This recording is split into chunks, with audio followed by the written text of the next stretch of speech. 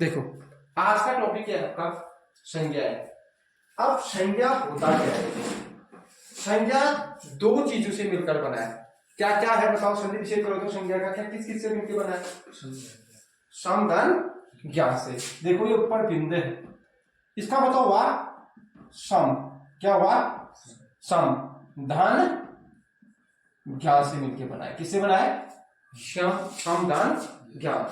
और सम का अर्थ रहता है पूर्ण। सम का अर्थ क्या होता है? पूर्ण या सम्यक। क्या होता है? सम्यक या पूर्ण इसका अर्थ होता है। सम्यक उनसे पूरी तरह से, पूर्ण से पूरा। जब आपको पूरा नॉलेज हो जाता है वो क्या होता है? पूर्ण। तो कहते हैं ना, मुझे आप पूरी हिंदी आ गई, मुझे पूरा उत्तराखंड आ गया, मुझे पूरा जीएस आ गया, मुझे आप पूरे अनुच्छेद आ गए, पूर्ण बोलते हो ना। तो पूर्ण का मतलब हुआ पूरा, टोटल।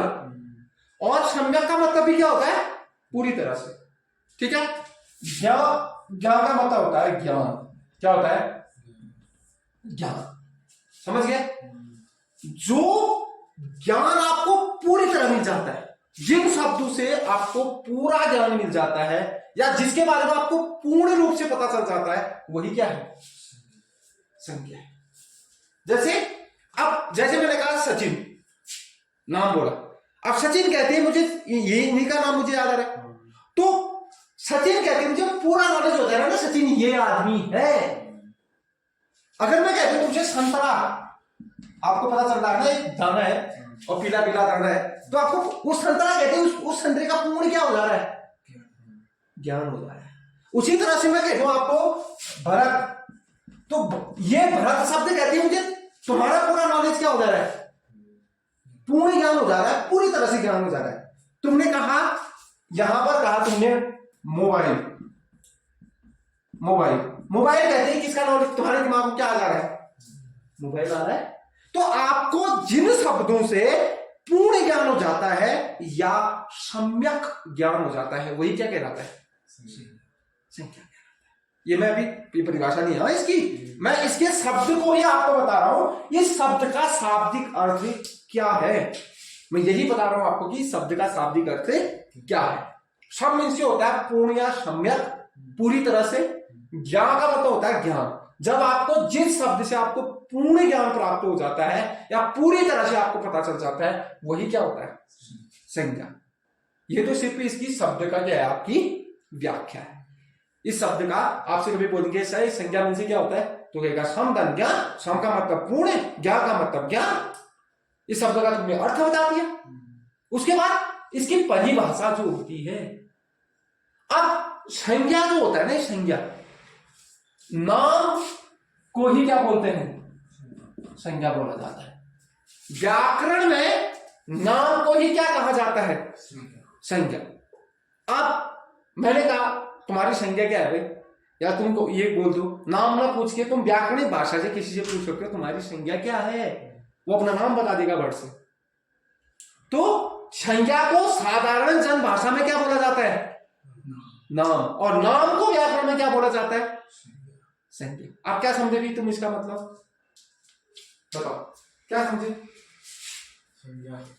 हाँ, मतलब जितने भी धरती में नाम है, तो जिसके भी नाम है वो क्या है? समझ गए? चाहे वो टेबल हो, कुर्सी हो, कॉपी हो, पेन हो, चश्मा हो, कपड़े हो, कुछ भी हो, उनका नाम है ना। जिसका नाम है वो क्या है? समझ गए? जैसे ये क्या है? कपड़ा। ये भी क्या है? ये क्या है? मोबाइल। ये भी क्या है? ये क्या है? स्टैंड। ये भी क्या है? ये क्या है? मार्कर। ये भी क्या है? ये क्या है? ये भी क्या है?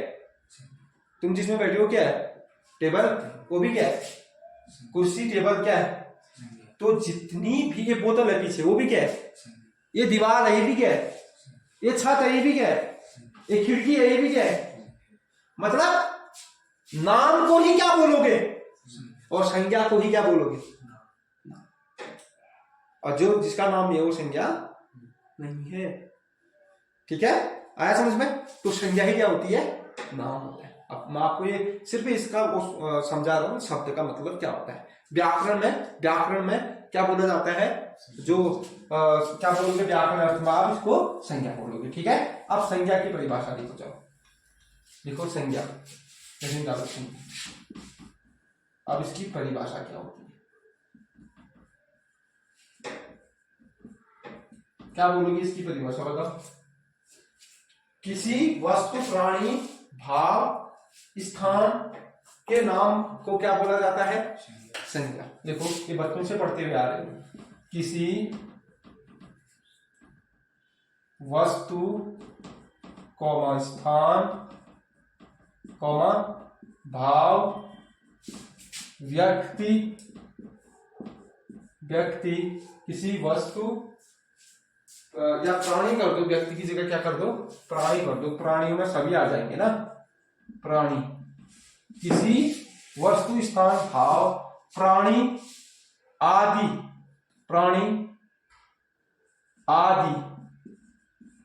के नाम को क्या कहते हैं, संज्ञा कहते हैं, संज्ञा कहते हैं।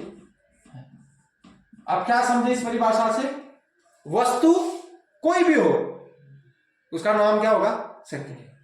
कोई स्थान है, चाहे दिल्ली हो, बंबई हो, कोलकाता हो, अमेरिका हो, कुछ भी हो, वो भी क्या है, संज्ञा। किसी स्थान का नाम हो या किसी भाव, फीलिंग, सुंदरता, मानवता, ये सब भी क्या आएंगे, संज्ञा। भाव, फीलिंग्स, ये भी क्या आएंगे।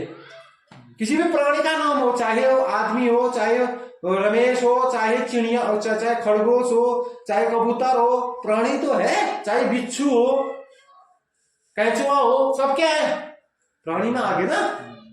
जिनके अंदर प्राण है वही क्या है, प्राणी है।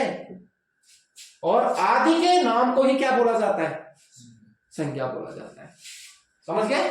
और जैसे आप कह सकते हो इसमें, जैसे आपका है दिल्ली,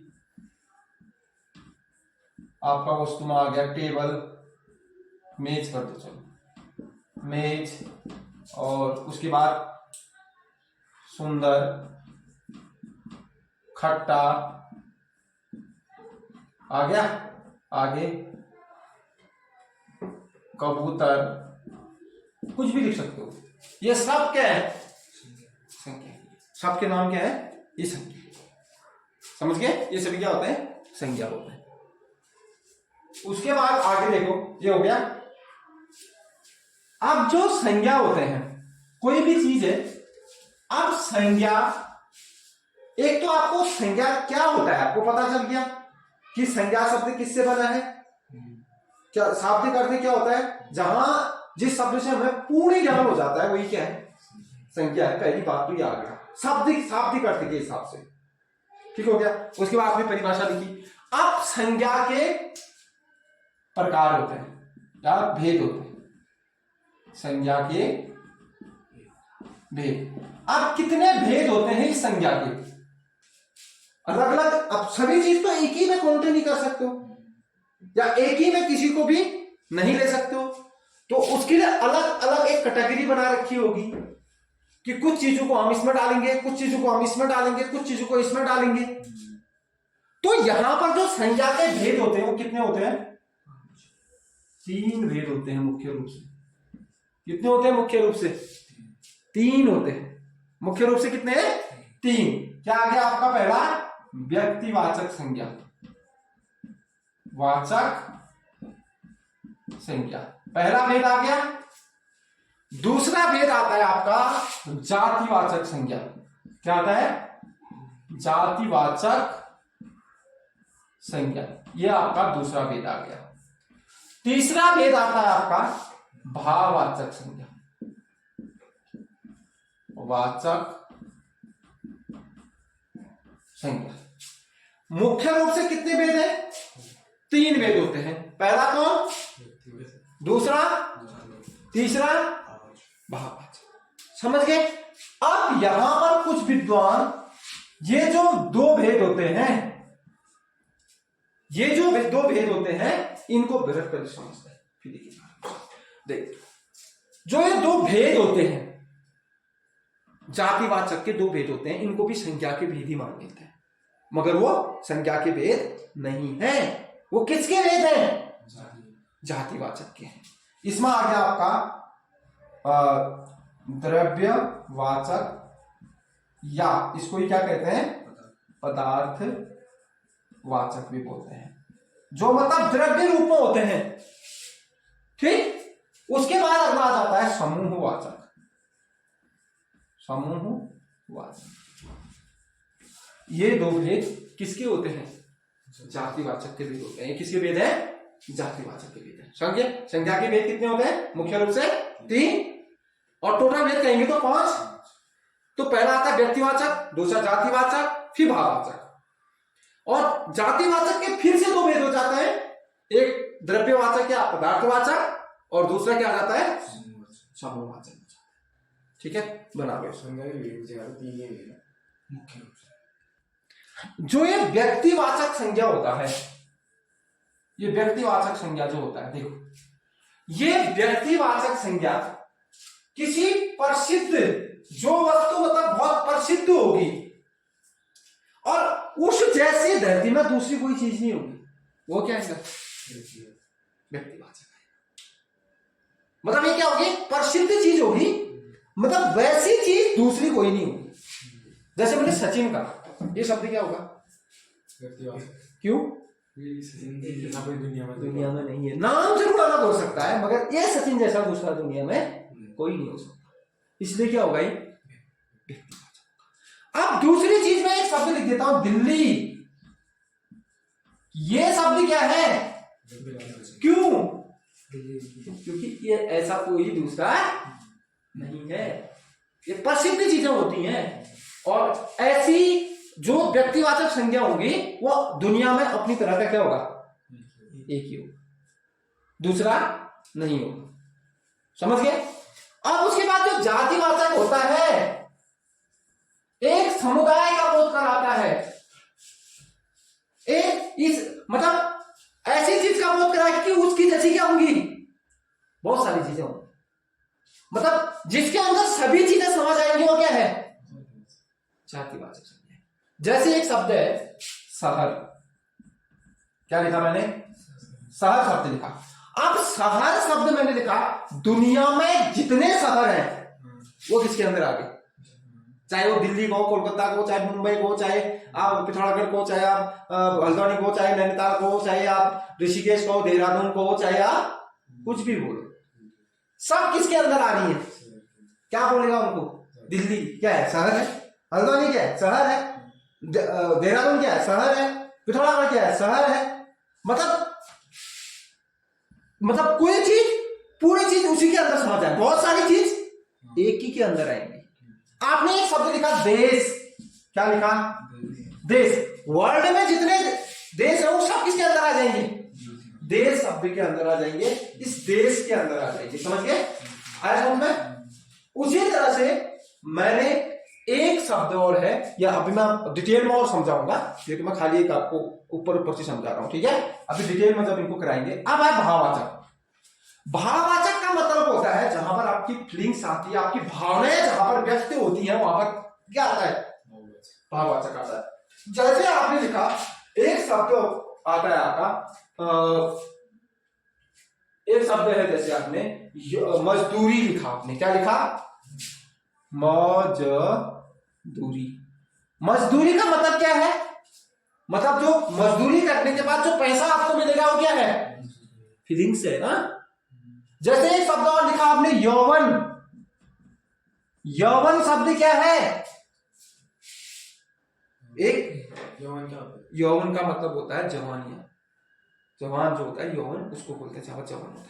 ठीक है, आपने वैसे ही आपने युवक, बुढ़ापा लिखा। देखो, एक लिखा आपने बुढ़ापा, बुढ़ापा लिखा, तो ये किसी अवस्था का बोध करा रहे हैं हमें। ठीक है, मतलब हमको एक फीलिंग दे रहा है कि अब ये जो भाववाचक संज्ञा होती है, इसको आप छू नहीं सकते। इसको सिर्फ क्या कर सकते हो? आप अनुभव कर सकते हो। क्या बुढ़ापा को छू सकते हो? मजदूरी को छू सकते हो? आप कहते हो मानवता, मानव को छू सकते हो, मानवता को छू सकते हो, दुख को छू सकते हो, सुख को छू सकते हो। ये वो शब्द होते हैं जिनको आप सिर्फ अनुभव कर सकते हो, जिसे आप खुली आंखों से नहीं देख सकते, जिसे आप क्या नहीं कर सकते, छू नहीं सकते। आप इसको छू सकते हो, छू सकते हो, इसको छू सकते हो, मगर इसको आप सिर्फ क्या नहीं कर सकते, इसको सिर्फ आप अनुभव कर सकते हो, ना छू सकते हो ना देख सकते हो। सिर्फ क्या कर सकते हो इसको, चल युवक कह देता हूं, युवा कह देता हूं, जिसको युवा बोल देता हूं। युवा छू सकते हो, युवा उम्र को, युवा मतलब जवान, जवानी को छू सकते हो, जवान को छू सकते हो, उस लड़के को छू सकते हो, मगर जवानी को नहीं छू सकते। सिर्फ जवानी को क्या कर सकते हो आप, महसूस कर सकते हो, अनुभव कर सकते हो। देखो कितना सरल है। जातिवाचक जो अपनी तरह की एकमात्र चीज है, उसका कोई है ही नहीं दूसरा, वो व्यक्तिवाचक है। यहां पर आपका आता है जिसके अंदर बहुत सारी चीजें आ जाती हैं, जिस शब्द के अंदर सभी चीजें समा जाती हैं। जैसे आपका शहर शब्द है, वर्ल्ड में जितने शहर हैं इसी के अंदर आ जाएंगे। जैसे मैं एक पर्वत लिख देता हूं, पर्वत शब्द क्या है, क्यों, दुनिया के जितने पर्वत है इसी के अंदर तो आ जाएंगे, चाहे हिमालय हो, एवरेस्ट हो, कंचनजंगा हो, नंदा देवी हो, कुछ भी हो, सब किसके अंदर आएंगे, समझ गए। उसके बाद यहां पर एक तीसरी चीज ऐसी है, ऐसे शब्द होंगे जिसको तुम आप सिर्फ फील कर सकते हो, अनुभव कर सकते हो, ना देख सकते हो ना छू सकते हो। यहां पर तो छू सकते हो ना, पर्वत को तो छू सकते हो, जाके तुम कट के छू सकते हो, यार पर्वत है, ठीक है। यहां पर भी छू सकते हो। हिमालय कह देता हूं, हिमालय शब्द क्या आ जाएगा, क्यों, क्योंकि अपनी तरह का क्या है वो, एक है, ठीक। अगर मैं यहां पर नदी शब्द कह देता हूं, ये शब्द क्या है, जितनी नदियां सब उसी के अंदर आ गई। अगर मैं गंगा कह दूं तो क्यों, एक ही है और जैसी कोई दूसरी, समझ गए, आया समझ में। जिसको आप महसूस कर सकते हो, छू नहीं सकते, देख नहीं सकते, वो क्या है, भाव। आपने कहा क्रोध, क्या शब्द कहा, क्रोध। अब एक चीज सामने वाले को मान लो तुमसे दो गाली कर दी उसने तुम्हें, या तुमने दो गाली कर दी उसे, और तुम्हें ये पता है उसको आ गया क्रोध, उसे गुस्सा आ गया। क्या उसका गुस्सा देख पा रहे हो, एहसास आपको अनुभव कर पा रहे हो कि उसको, उसके लाल आंखें हो गई हैं, मुंह ऐसा फूल जैसा गया है, तो आपको उसके गुस्से को क्या कर सकते हो, आप अनुभव कर सकते, देख नहीं सकते, छू नहीं सकते, उसके अंदर क्या गुस्सा है, कैसा पता है आपको। अब उसी एक शब्द है प्रेम। अब इस प्रेम को आपने देखा है कि कैसा होता है, ये कैसा रूप है इसका, कैसा रंग है इसका, पता है आपको। सिर्फ क्या कर सकते हो आप, इसको अनुभव कर सकते हो, महसूस कर सकते हो, ना इसको छू भी नहीं सकते। आप ये नहीं कह सकते भाई तुम मुझसे कितना प्रेम करता है, वो तो तुम कहोगे यार हाँ यार ये मुझसे बहुत प्रेम करता है, क्यों, क्योंकि उसकी एक्टिविटी से आपको पता चल रहा है कि वो आपसे क्या करता है, बहुत प्रेम करता है, ठीक है। तो आप उसके प्रेम को जाके देखोगे यार कितना है इसका, देखता हूं निकाल के यार प्रेम को, नहीं देख सकते ना, नहीं देख सकते ना, उसको सिर्फ एहसास कर सकते हो आप कितना है। जैसे यहां पर घृणा, घृणा है, घृणा को देख सकते हो, कैसा है घृणा, घृणा जैसे किसी से तू घृणा करता है, गंदा मानता है किसी को, जानना, जैसे कहीं पर मतलब पोटी की है तुम्हारे, तो वहां पर तुम यार बस घृणा इसे होता है जिससे आप दूर भागते हो, किसी चीज से आप दूर भागते हो, तो वो क्या है, उस चीज से आप क्या करते हो, घृणा, ठीक है। तो आपने देखा कोई चीज घृणा देखी, आपने चलो खुशबू देखी, खुशबू देखी आपने कभी, सिर्फ क्या किया, बदबू कभी देखी, हवा कभी देखी, चलो हवा आपने देखी, सबसे अच्छा उदाहरण देता हूं, हवा देखी आपने, हवा सिर्फ क्या कर सकते हो, उसको महसूस कर सकते हो कि हाँ यार चल रही है, हवा नहीं चल रही है, महसूस क्या, कभी देखा, कभी छू सकते हो हवा को, नहीं। तो ऐसे शब्द जिनको छू नहीं सकते, देख नहीं सकते, वही क्या है, भाववाचक। ठीक है, आगे देखो फिर अगला। अब उसके बाद मैंने आपको पढ़ाया था जातिवाचक। जातिवाचक के 2 भेद होते हैं, जातिवाचक। इसके कितने भेद हैं? 2। पहला भेद क्या आता है? पहला भेद आ गया आपका द्रव्यवाचक या पदार्थवाचक, और यहां पर समूहवाचक। अब देखो ये जातिवाचक के भेद क्यों होते हैं? अधिकतर कुछ विद्वान उसको संज्ञा के 5 भेद मान देते हैं, मगर ये जातिवाचक के भेद हैं। देखो, द्रव्य का मतलब होता है जो तरल रूप में हो। जैसे आपने एक शब्द बोला, आपने बोला दूध बोला, चलो तरल पदार्थ सब द्रव्य में आएंगे। दूध बोला, दूध कैसा है? तरल है ना, सफेद है, तो ये क्या हो जाएगा? द्रव्यवाचक। ये तो आपको आता है, द्रव्य का मतलब जो पतला होता है। ठीक है, आगे आपने जितने भी धातुएं होती हैं, जितनी भी धरती में धातु होंगी, द्रव्यवाचक का मतलब जिसे आप तोड़ नहीं सकते, जिसे आप नाप नहीं सकते, जिसे आप माप नहीं सकते, वो सब क्या है? क्या दूध को तोड़ पाएगा? तोड़ ही पाएगा ना, गिन पाएगा दूध को? गिनेगा? सिर्फ तोड़ पाएगा ना। जितने भी तुम तोड़ पाएगा, जिसको भी माप पाओगे, जिसको भी नाप पाओगे, वो क्या होगा? वो सब शब्द क्या होंगे? द्रव्यवाचक। ठीक है, अब चावल शब्द आ जाता है आपका, चावल। क्या चावल शब्द क्या है बताओ? क्यों? गिन सकोगे कितने हैं? सिर्फ क्या कर सकते हो आप इसको? लोहा शब्द है, चलो लोहा क्या होगा? क्यों? दाल क्यों? कपड़ा भी नापते हैं, समझ गए? जो हम नाप सकते हैं, माप सकते हैं या तोड़ सकते हैं, वो क्या है? समझ गए? आया समझ में अच्छी तरह से? जितने भी ऐसे शब्द होते हैं। ठीक है, अब आता है समूहवाचक। समूहवाचक क्या होता है? देखो, समूह का मतलब होता है जहां पर दो या दो से अधिक लोग कहीं पर इकट्ठा होते हैं, उसका जब बोध कोई शब्द कराता है, वो क्या होता है? जैसे एक शब्द है कक्षा, कक्षा शब्द, ये कैसा होगा? कक्षा कहते हैं तुम्हें कितनों का बोध होता है?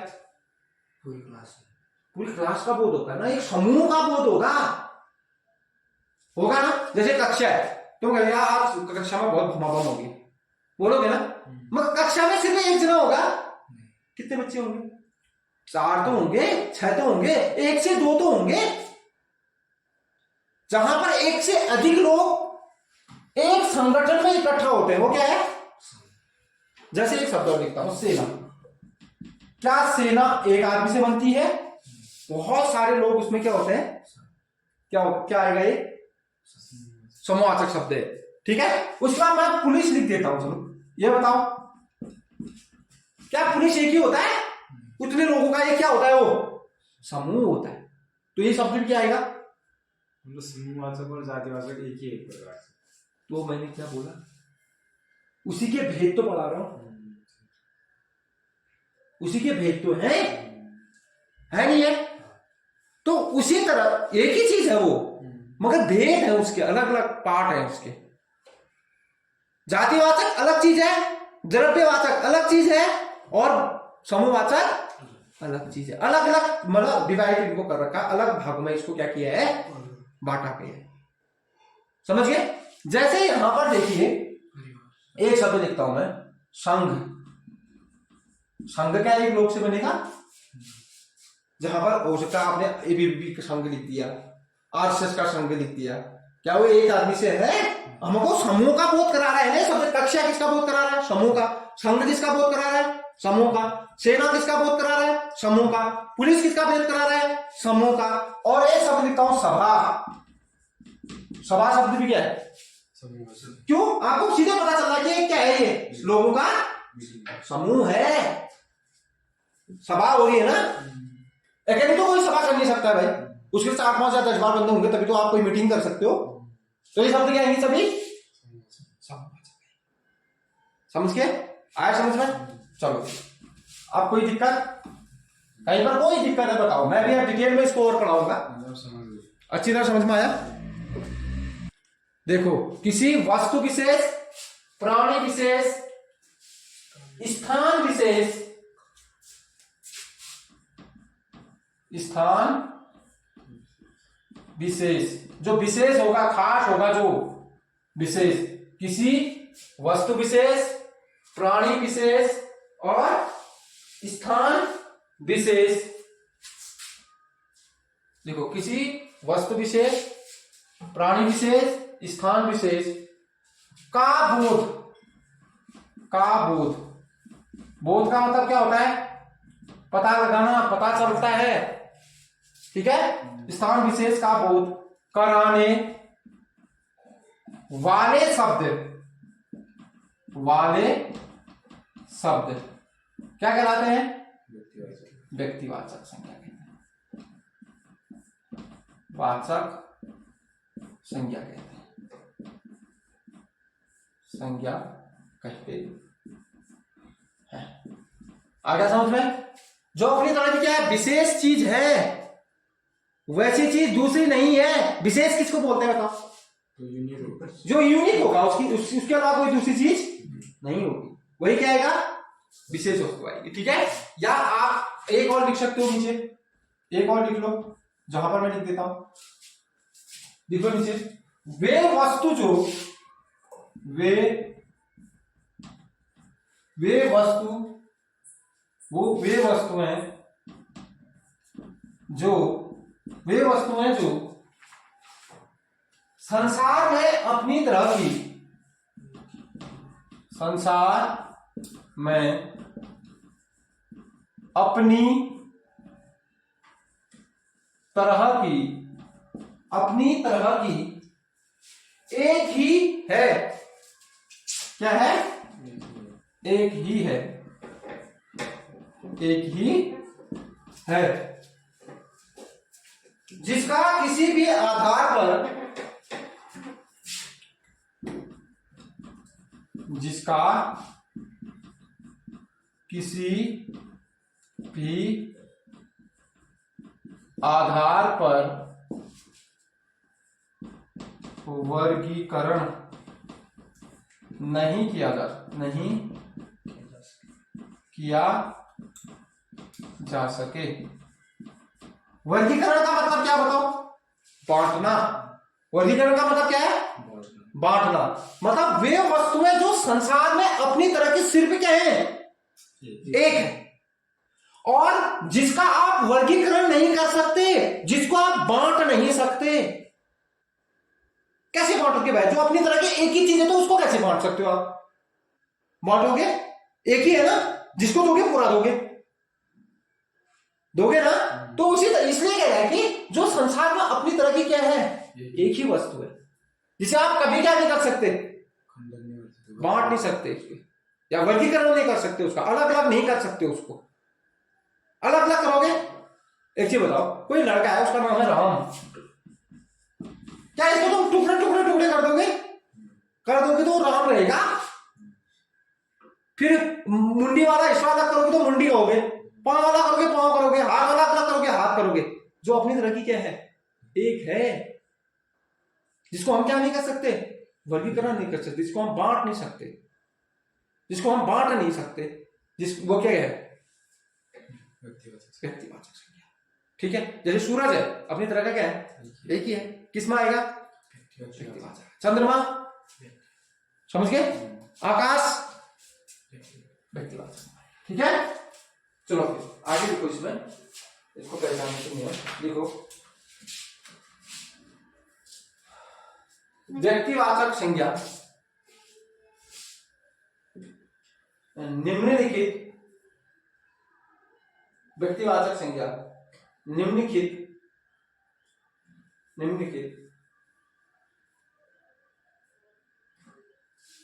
मैं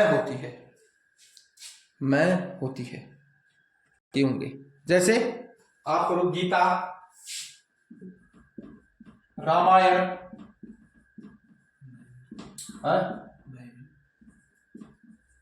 बाइबिल,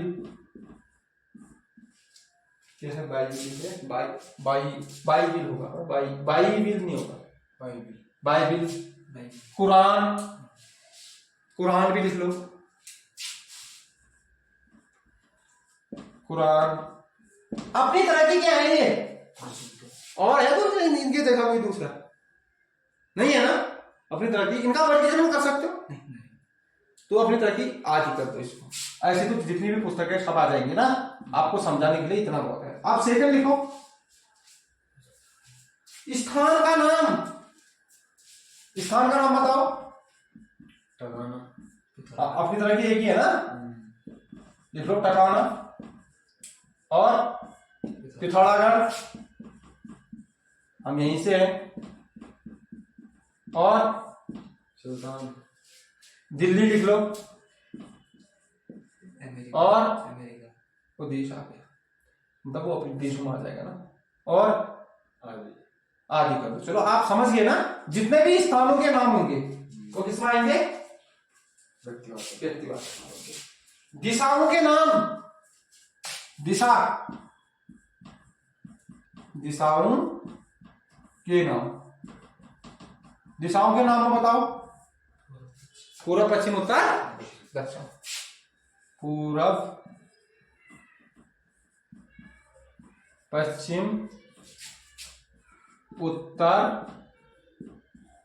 दक्षिण। ये दिशाओं के नाम भी क्या होते हैं, क्या पूरब जैसा कोई और होगा, पूरब को वर्गीकृत कर सकते हो नहीं, तो वैसे ही अगला लिखो। पर्वतों के नाम, जितने भी पर्वतों के नाम है, पर्वतों के नाम, पर्वतों के नाम बताओ। जैसे माउंट आबू, हिमालय लिख लो, जो वहां पर हम रहते हैं, हिमालय आ गया। और दूसरा क्या आ गया, नंदा देवी आ गया, नंदा देवी आ गया। और माउंट आबू, एंडीज आ गया, माउंट एवरेस्ट, एंडीज पर्वत भी है ना। और ऐसे आदि कर लो। ऐसे तो कितने पर्वत होंगे, K2 भी आता है, कंचनजंगा भी आता है, माउंट एवरेस्ट भी आता है। अपनी जगह की, अपनी तरह की एक ही तो है वो, और अलग तो नहीं कर सकते उसको। तो ये प्रसिद्ध चीज भी तो है नहीं, प्रसिद्ध चीज। अगला, महासागरों के नाम, 5वां लिख लो, महासागरों व समुद्रों के नाम, समुद्रों के नाम, के नाम, के नाम। जैसे लिख लो, अरब सागर, प्रशांत महासागर। जैसे तालाब भी आ गए हैं इसमें, तालाब, झील सब आ गए, ठीक है। जैसे आपने लिखा प्रशांत महासागर, गंगा, मतलब गंगा सब है। हाँ, ये नदियों में आ जाएंगे, अभी नदी कराऊंगा ना। और उसके बाद आपका आ गया हिंद महासागर, हिंद महासागर। और अरब सागर, खाड़ी भी होंगी, हाँ, अरब सागर, बाकी खाड़ी आदि जितनी भी आएंगी सब, ठीक है। वो अपनी जैसी एक है ना, वो उसकी जैसी दूसरी नहीं है, ठीक है। चलो यहां से कल कराएंगे, ठीक है। जो आज छूट गया है यहाँ से की क्लास कल होगी आप, ठीक है। यहाँ की क्लास कल कराएंगे, दूसरा इसका जो आएगा तो कल कराएंगे। बहुत सारे हैं अभी, ठीक है, तो कल कराएंगे इसको, टाइम ज्यादा हो गया थोड़ा सा।